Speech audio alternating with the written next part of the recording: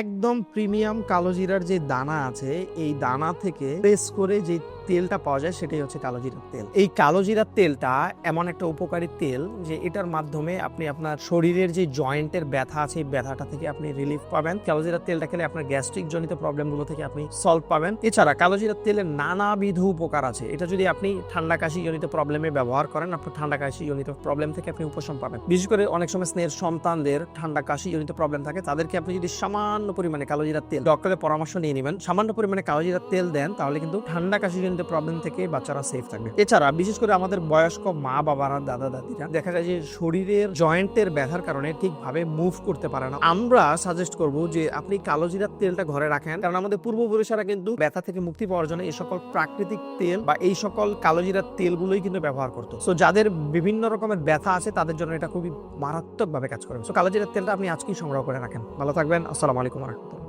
ফালাক food, খাঁটি পণ্য আপনার জন্য।